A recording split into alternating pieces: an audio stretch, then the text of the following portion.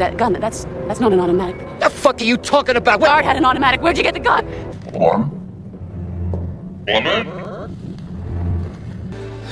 Ladies and gentlemen, my brother, Nicholas Van Orton.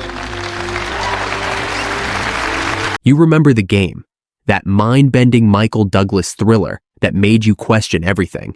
But what you don't know is the chaos behind it. A deleted murder-suicide ending, a lawsuit that exploded at Cannes, and a lead actor who was on set 107 out of 108 days while going through the worst divorce of his life. This movie didn't just mess with your head, it destroyed everyone who made it. Released in 1997, David Fincher's follow-up to the mega hit Seven starred Michael Douglas as a wealthy banker, pulled into a psychological nightmare that blurs reality and fiction.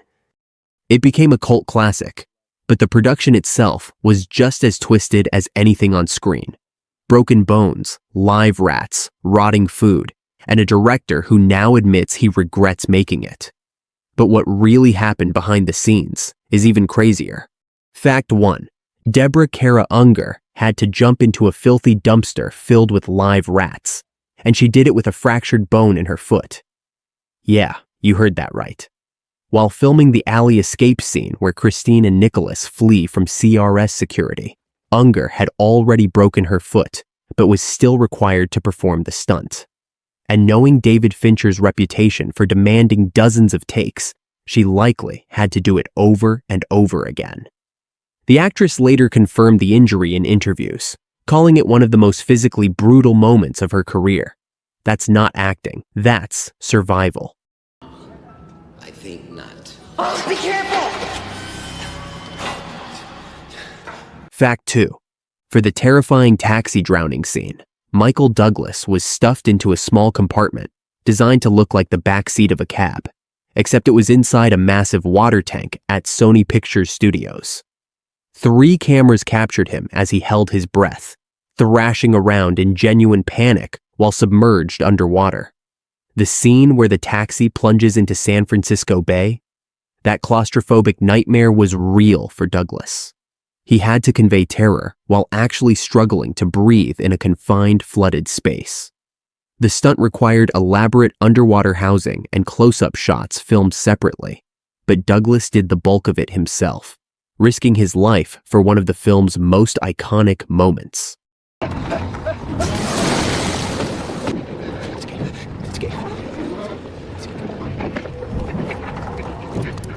Fact 3. All the scenes at Nicholas Van Orton's opulent family estate, the historic Filoli mansion in Woodside, California, were shot in a single day. 1 day. The crew had to work with a time-worn kitchen in terrible condition, which is why those scenes look so dimly lit. To create the graffiti vandalized interiors without damaging the priceless property, they tacked up lightweight foam core boards, painted to look like spray paint over the mansion's precious wood paneling. They even constructed a fake foam fountain for the forecourt. The entire production was a high-speed race against the clock, and somehow they pulled it off without destroying a historic landmark. Who is it? My attorney says that nothing is missing. He's in on it. I don't know what the hell is happening, but stay where you are until I get Sutherland's in on it. Fact 4. Michael Douglas's climactic suicide leap through the glass ceiling required millimeter-perfect execution, because if he missed, he was dead. The production placed a portable step on the roof in exactly the right spot to position Douglas, where he needed to jump to hit the giant airbag below. But here's the wild part. One crew member later revealed that if Douglas hesitated or refused to jump, it was someone's job to push him to ensure he landed safely. The stunt was so dangerous that when Nicholas crashes through the glass roof in the final cut, you can actually see one of the support beams wobble like elastic on impact. One wrong move, and this would have been Douglas's last film. Happy birthday, Nikki. What is this? It's your birthday present. Fact 5. At the 1996 Cannes Film Festival, Polly Graham announced that 2-time Oscar winner Jodie Foster would star opposite Michael Douglas in The Game. But Fincher didn't want to put an actress of her stature in a supporting role, so he considered rewriting the character of Conrad as Nicholas's daughter, so Foster could play that part instead. Douglas hated the idea and demanded the character be changed to Nicholas's sister, which Foster found bizarre, since Douglas had literally played her guardian in the 1972 film Napoleon and Samantha when she was 9 and he was 28. Then, Foster sued Polygram for $54.5 million, even though her own production company was co-producing the film. She claimed they breached an oral agreement. Polygram said there was no written contract.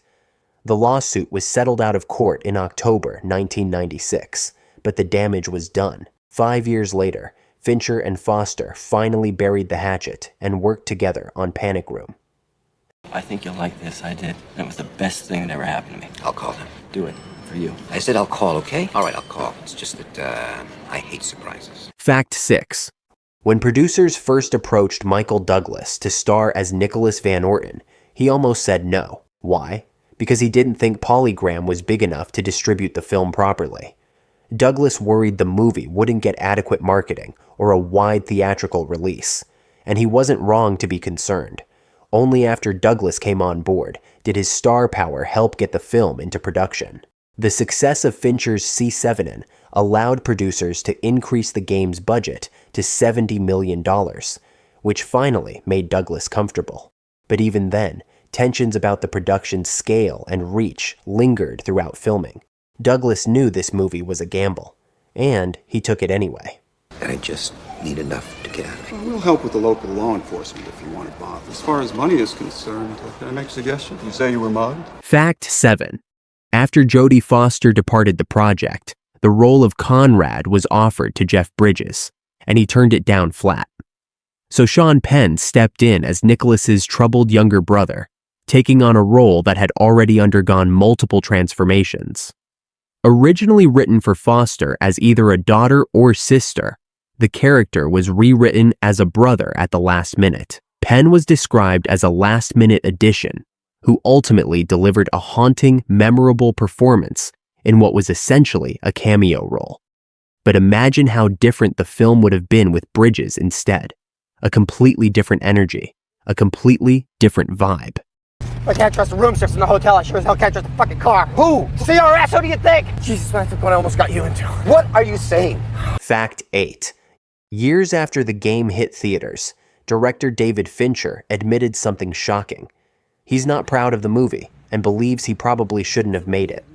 Fincher explained, "We didn't figure out the third act, and it was my fault, because I thought if you could just keep your foot on the throttle, it would be liberating and funny." His longtime girlfriend and producing partner, Sian Chaffin, was extremely vociferous when she warned him, "Don't make the game." Fincher later admitted, "In hindsight, my wife was right." Despite the director's regrets, the film has become a beloved cult classic over the past 25 years and is now regarded as one of Fincher's most underrated features. Sometimes, the artist's worst enemy is themselves. What do you think you're doing? You tell me! Who's behind this? Who did this to me?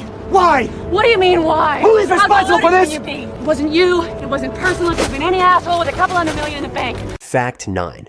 Deborah Cara. Unger's audition for the role of Christine consisted of a 2-minute sex scene from David Cronenberg's controversial 1996 film, Crash.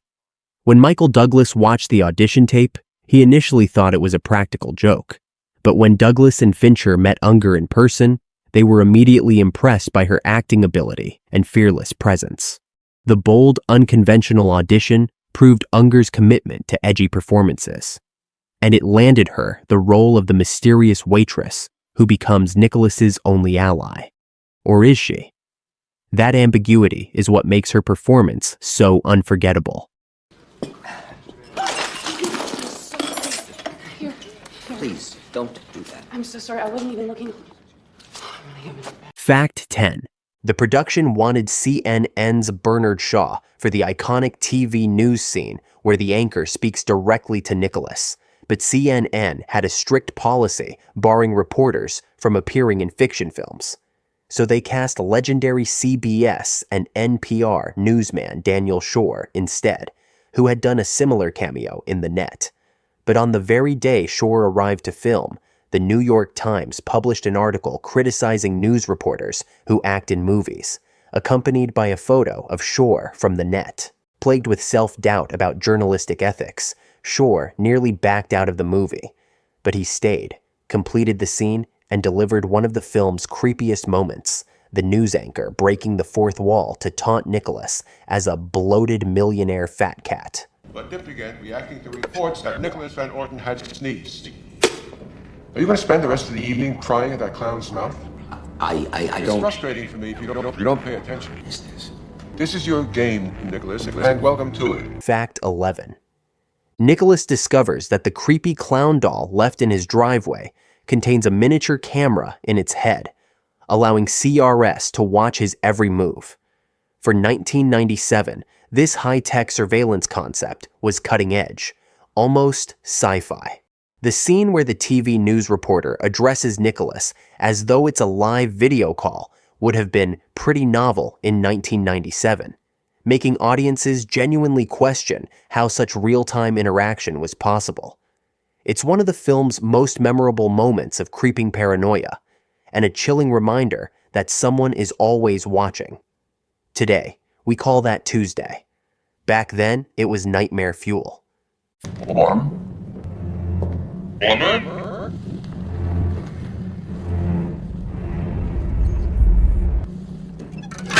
Write this number down. Fact 12. The paramedic who shines a light into Nicholas's eyes after his climactic fall through the glass ceiling. That was actually director Spike Jonze, a friend of Fincher who was taking a similar career path from music videos to feature films. The cameo happens in the ballroom scene immediately after Nicholas crashes through the skylight onto the airbag. Within 2 years of this cameo, Jonze would make his feature debut with Being John Malkovich, 1999, becoming another acclaimed director who emerged from the music video world. It's a blink and you'll miss it moment, but knowing it's Jonze adds a whole new layer to that scene. Breakaway glass, but it can still cut you. Just gonna take a look. Better check your pulse. Fact 13. Charles Martinet, the actor who famously voiced Nintendo's Mario character for decades, plays Van Orton's father in the haunting flashback sequences, showing his suicidal plunge from the mansion roof. Yeah, that guy. The opening home movie footage and recurring flashbacks to Nicholas's 48th birthday trauma are all performed by one of gaming's most iconic voice actors. Few viewers recognize that Mario's cheerful, "It's a me" voice came from the man playing this dark, tragic figure whose death haunts the entire narrative. The casting adds a surreal, almost disturbing layer when you realize who you're actually watching.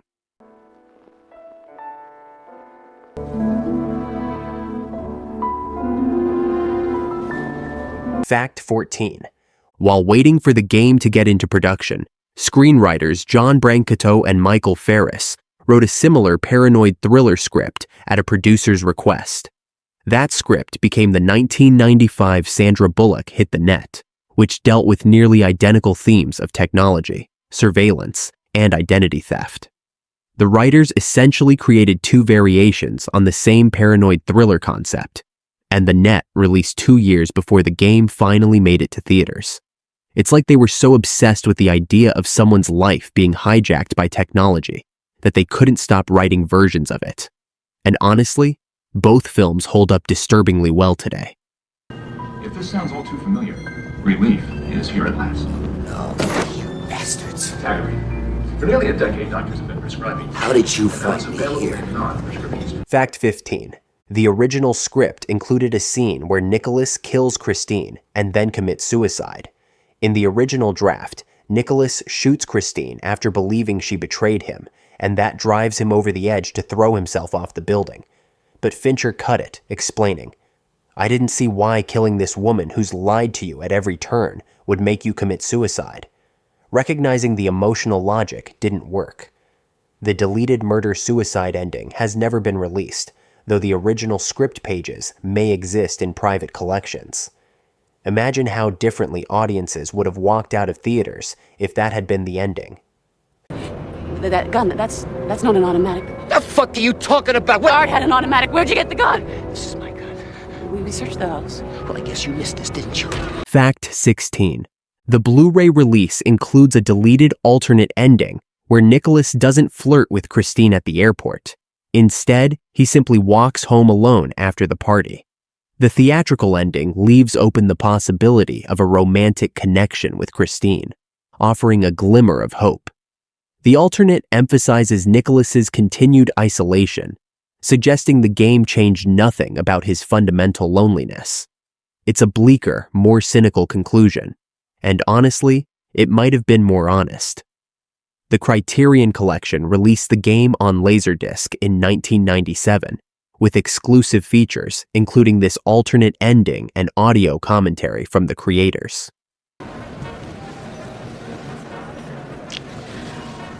Happy birthday, Nicholas. I'll call you. I really will. Fact 17. When David Fincher brought in Andrew Kevin Walker, who had worked with him on C7N, to revise the script, he specifically wanted to make Nicholas more cynical and darker. In the first draft, Van Orton was described as a nicer, more sympathetic character that would be easier for Hollywood audiences to root for. But Fincher moved the character back into darker territory, which was described as a brave move, since most Hollywood films want immediately likable protagonists. Fincher didn't want you to like Nicholas. He wanted you to understand him, and that made all the difference. I feel guilty when I masturbate. Well, I don't write the question. I just review the answers. What is this for? Well, to give us an overall sense of your capabilities. No, what is this for? What are you selling? Fact 18. Principal photography began on location in San Francisco in August 1996, despite intense studio pressure to shoot in Los Angeles, which would have been significantly cheaper. Polygram insisted on LA for cost effectiveness, but Fincher fought for San Francisco.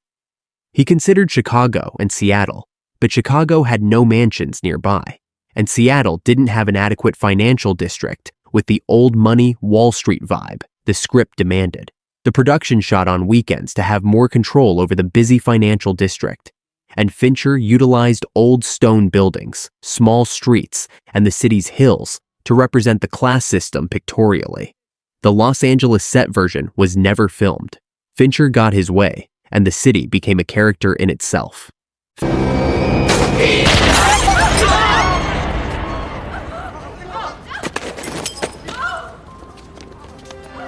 Fact 19.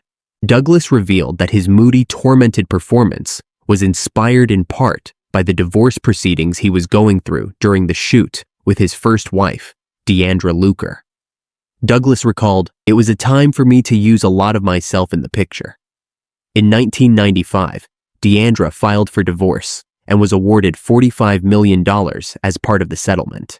The emotional rawness Douglas brought to Nicholas's failed relationships, his isolation, his rage, all of it was drawn from genuine pain. Douglas called it one of the most exhausting roles of his career, due to the constant emotional intensity required throughout the grueling 100-day shoot. He wasn't just acting, he was bleeding on camera. Can't I get you something to eat? You know that you're the only person that I can trust. Everyone else is Sam Sutherland calls you. You don't tell him you talk to me. You lie to him, and whatever else happens to these people. Fact 20.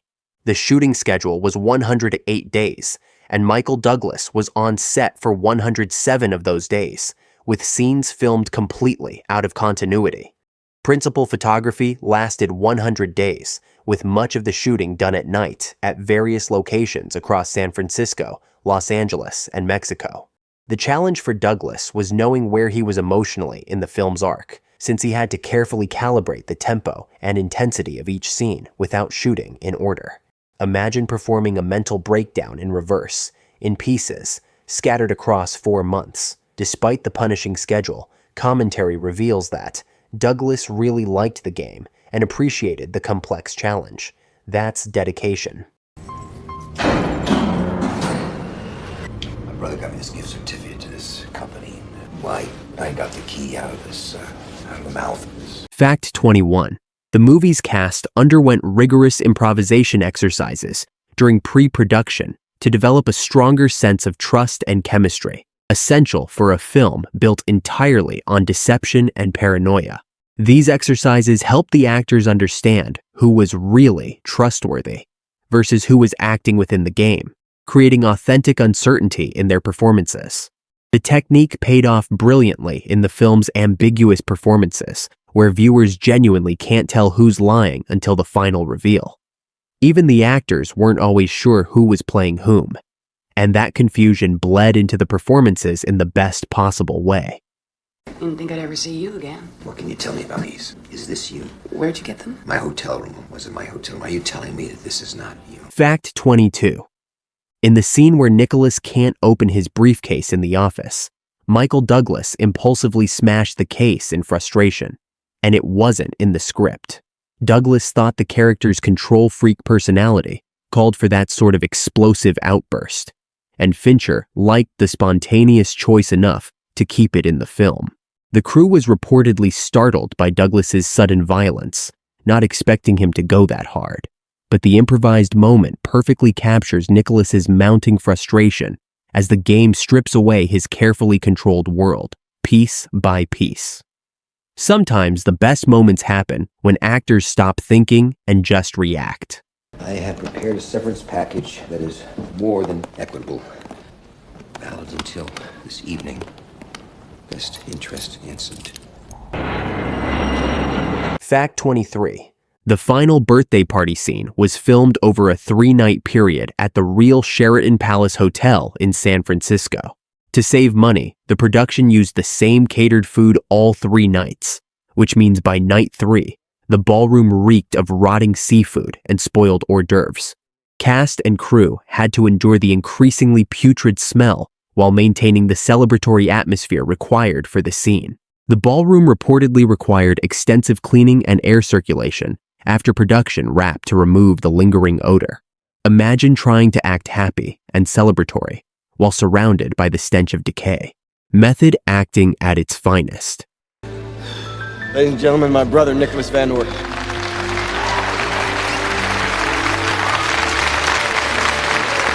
Fact 24. The challenge for Fincher was determining how much deception the audience could handle and whether they would go for 45 minutes of red herrings. To address this, he staged scenes as simply as possible and used a single camera because, with multiple cameras, you run the risk of boring people with coverage. The single camera approach meant actors had to repeat performances from different angles, maintaining perfect consistency across takes. This technique created an intimate, focused visual style that keeps viewers locked into Nicholas's paranoid perspective throughout the film. You're not just watching Nicholas lose his mind, you're inside his mind, trapped with him. I just need enough to get out of it. Well, we'll help with the local law enforcement if you want to bother. As far as money is concerned, can I make a suggestion? You say you were mugged, and they didn't take that one? Fact at 25. Michael Douglas reportedly loved the script so much that he agreed to start quickly, even drastically reducing his usual salary to help the production stay within budget. Douglas's commitment to the project, despite the pay cut, signaled to other cast members the artistic importance of the film. This wasn't just another thriller, this was something different. Despite Douglas's sacrifice, the film earned $109.4 million worldwide against its $70 million budget, a modest success that fell short of C7N's blockbuster performance. But money isn't everything. Sometimes the films that haunt you are worth more than the ones that just make you rich. Yo, sir.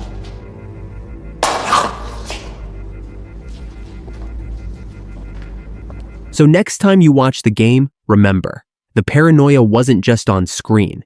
It was in every corner of the production, from the lawsuit that nearly destroyed it before filming began, to the director who now wishes he'd never made it, to the lead actor who was on set 107 out of 108 days while his marriage collapsed in real time.